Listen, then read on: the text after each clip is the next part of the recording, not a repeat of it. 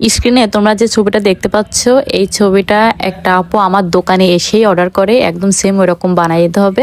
তো আমি আপুকে বলছিলাম, আপু আপনি সোমায়া সিল্ক দিয়ে করেন, খুবই ভালো লাগবে। তো বলো আচ্ছা ঠিক আছে আপু, তাহলে এটার ভিতর খয়েরি কালার দিয়ে করে দিবেন। তো এই যে সোমায়া সিল্কের ভিতর সুন্দর একটা খয়েরি কালার কিন্তু আমি পেয়ে গেছি, দেখতে পাচ্ছেন। আর বুকের ওইখান থেকে দেখেন একটা সুন্দর কুচি গেছে। তো এটার জন্য আমি নেট কাপড়, যে খয়েরি কাপড়টা এটাই নিয়ে নিলাম। এটা কিন্তু নেটের যে কাপড়টা, এটা কিন্তু চিকচিকা নেট যেটা, সেটাই কিন্তু। আর হচ্ছে এই যে ফলসের কাপড় কিন্তু শার্টিং কাপড় যেটা, এটাই নিয়ে নিলাম। তারপর হচ্ছে আমি ক্যানও নিয়ে নিয়েছিলাম, তো ক্যান ভিডিওটা দেখানো হয়নি। তারপর এই গাউনটার উপরে যে পাথরের কাপড়টা কিনছি আমি, সেটাও দেখানো হয়নি। আসলে ভিড়ির ভিতর যেহেতু এখন ঈদের সময় সবকিছু ভিডিও করা আসলে সম্ভব হয়ে ওঠেনি।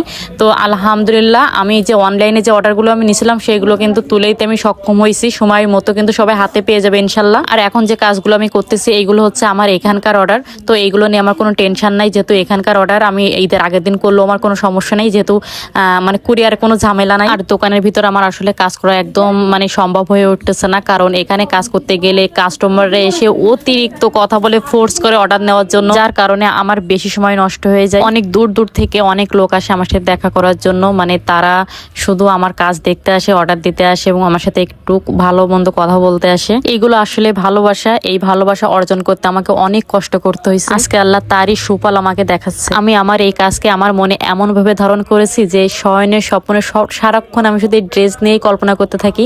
মানে কোন ড্রেস করলে ভালো লাগবে, কি নতুন উঠেছে, কি ডিজাইন, সবসময়ের জন্য আমার মাথায় শুধু এই সবই ঘোরে। আর আমার কাছে কখনো কোনো সময় সহজ কাজ আসে না, যা আসে সবই ডিজাইনের।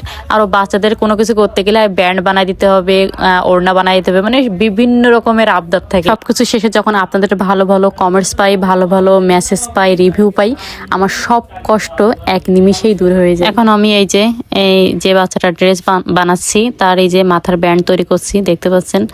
তো আসলে এইসব করতে গেলে বেশি দেরি হয়, মানে ড্রেস তৈরি করতে তো যেমন তেমন, এর সাথে ওড়না ব্যান্ড এইসব তৈরি করাতে যেন বেশি কষ্ট, বেশি সময়। যাই হোক, তারপরও সবাই আমার কাছে হয়তো বা এর জন্য বেশি ভালোবাসা মানে দেখাই যে আমি এইসব তৈরি করে দিই, আর কাজের ফিনিশিংটা দেখে সবাই। তো এর ভিতরে ক্যানগুলো ইউজ করাও খুবই কষ্ট, ক্যান দিয়ে সেলাই করা ভীষণ কষ্ট। তো এই যে আমি কিন্তু এই যে শেষমেশ কিন্তু এই যে ড্রেসটা কিন্তু ফাইনালি করে আমি দেখাবো। দেখো মাশাআল্লাহ খুবই কিন্তু সুন্দর, দেখো একদম বারবি ডলের মতো, মানে বার্থডে গার্ল যেটাকে বলে আর কি, তেমন ড্রেস। দেখো মাশাআল্লাহ খুবই কিন্তু সুন্দর, আর এত সুন্দর করে ফুলে আছে দেখলে তো বুঝতে পারতেছো। আর এই সোমায়া সিল্ক কিন্তু খুবই গ্লেসি, ফোনে হয়তোটা ভালো বোঝা যাচ্ছে না, কিন্তু বাস্তবে আসলে এটা আসলে তাকাই থাকার মতোই কিন্তু কাপড়। আর উপরে কাপড়টা তো দেখতে পাচ্ছ খুবই কিন্তু সুন্দর। আর এই যে এর সাথে ব্যান্ডটা এবার দেখাই দিব, দেখো মাশাআল্লাহ ব্যান্ডটা খুবই কিন্তু সুন্দর। এই ড্রেসের সাথে ব্যান্ড ম্যাচিং করে পরলে কিন্তু খুবই সুন্দর লাগবে। তোমাদের কাছে কেমন লাগলো অবশ্যই কিন্তু কমেন্টস করে জানাবা।